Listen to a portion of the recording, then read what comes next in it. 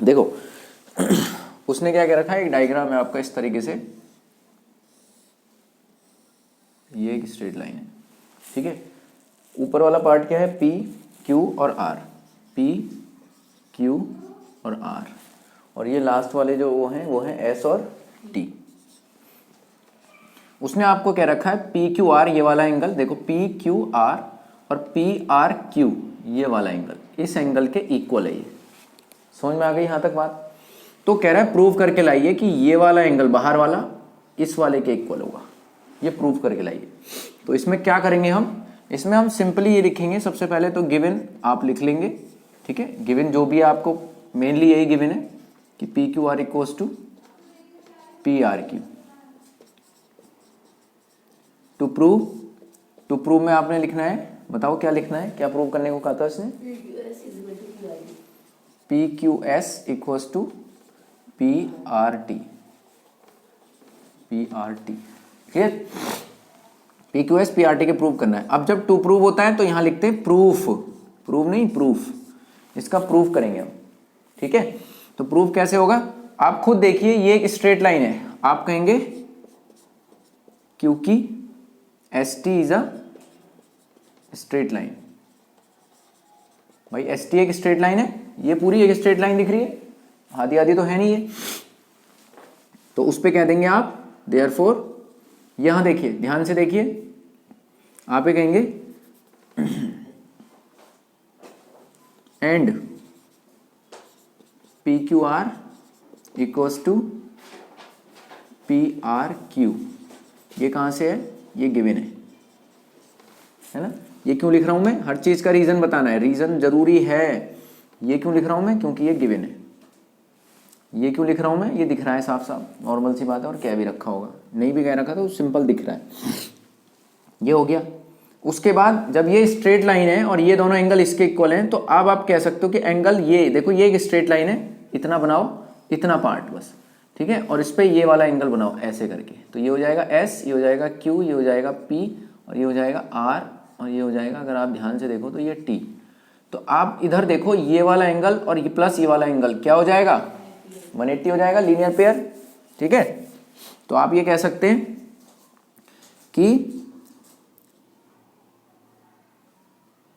क्योंकि angle S Q P, कुछ भी ले सकते हो, पी क्यू एस भी ले सकते हो, एस क्यू पी भी, क्या माने पी क्यू एस मान लेते, क्योंकि यहां पे पी क्यू एस दिया है, आप एस क्यू पी भी कह सकते हो, वो भी वही है। तो पी क्यू एस, देखो कौन सा एंगल है, P Q S, P Q S ये वाला, प्लस ये वाला एंगल का नाम पी क्यू आर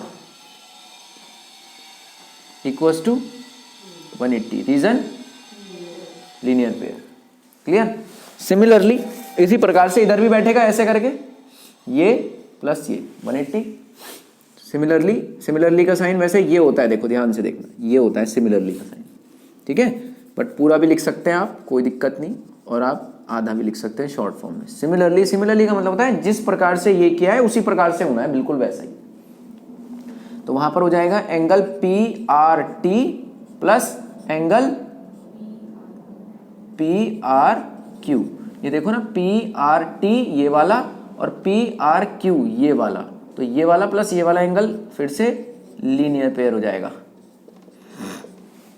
वैसे जब आपने सिमिलरली बोल दिया तो लीनियर पेयर देने की जरूरत नहीं थी वैसे, ठीक है, बट फिर भी चलो कोई दिक्कत नहीं, कौन सा इतना बड़ा वर्ड है।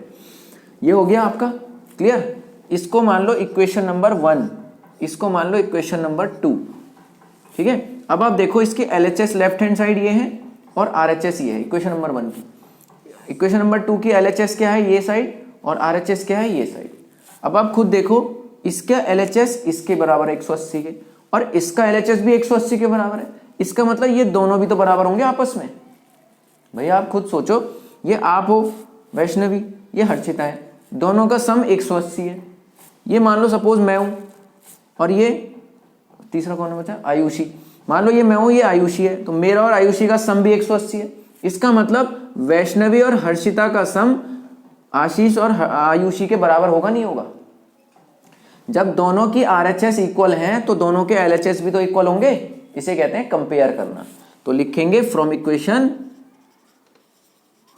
1 एंड 2, इक्वेशन 1 और 2 से, इक्वेशन 1 और इक्वेशन 2 से LHS इक्वल टू मतलब दोनों के RHS इक्वल है, तो समझो LHS भी इक्वल होंगे। इसका मतलब ये वाला पार्ट इसके इक्वल होगा, तो लिख सकते हैं angle PQS plus angle PQR equal to angle PRT plus angle PRQ, ये हो जाएगा। ठीक है, आ गई बात समझ में? ठीक है, उसके बाद ये आ गया। अब ये आने के बाद क्या हो जाएगा, आप खुद देखो क्या चीज गिवन थी आपको, PQR और PRQ। PQR कहाँ है, ये रहा PQR, और PRQ कहाँ है, ये दोनों इक्वल है।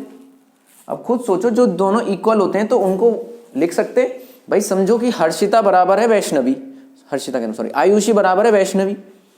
तो जहां पर आयुषी आ रही है वहां पर वैष्णवी का नाम लिख सकते हैं, और जहां पर वैष्णवी आ रही है वहां पर मन चाहे तो आयुषी का नाम भी लिख सकते हैं, क्योंकि वो दोनों बराबर है ना। तो ऐसे अगर ये दोनों बराबर हैं तो चाहे मैं इसकी जगह पर ये लिख सकता हूं, या इसकी जगह पर यानी PRQ की जगह पर इसका नाम दोबारा लिख सकता हूं, क्योंकि ये दोनों तो इक्वल है ना। यहां पर ये देखो, आप गिवन था आपको, क्लियर, यहां भी लिख दिया था आपने ये गिवन।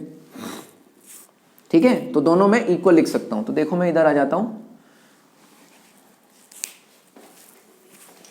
थोड़ी जगह की कमी हो रही है, इधर ही लिख देते हैं, चलो ठीक है।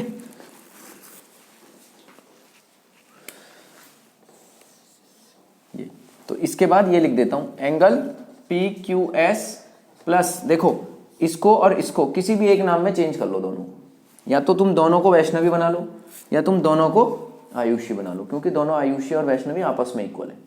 तो मैं PQR को PRQ लिख रहा हूं, दोनों को। आप कुछ भी लिख सकते हो, आप PRQ को PQR भी लिख सकते हो, दोनों को।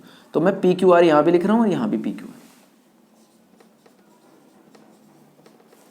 बाकी सब सेम लिख रहा हूं, सिर्फ उनको ही लिख रहा हूं मैं। इस PRQ की जगह यही लिख रहा हूं PQR। कहां से, ठीक है, कुछ नहीं लिखना, बस यहां आपने, ये गिवन है आपको, ये ऑलरेडी गिवन है आपको, आपको लिखने की जरूरत नहीं है। ठीक है, गिवन था ना या तो आपको भाई, ये इसके इक्वल था, तो जहां पर ये लिखा है वहीं पर ये दोबारा आ सकता है ना, ये तो सिंपल सी बात है। अब आप खुद सोचो, ये LHS में प्लस का और ये RHS में प्लस का है, अगर ये इधर आएगा तो माइनस हो जाएगा, कट जाएगा, और चाहे ये उधर जाएगा तो कट जाएगा, है ना।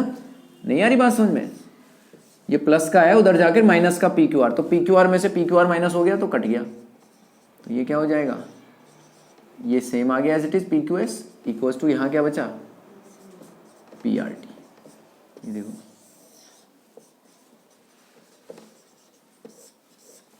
प्रूव्ड, यही प्रूव करना था। आ गई बात समझ में, ऐसे होना है।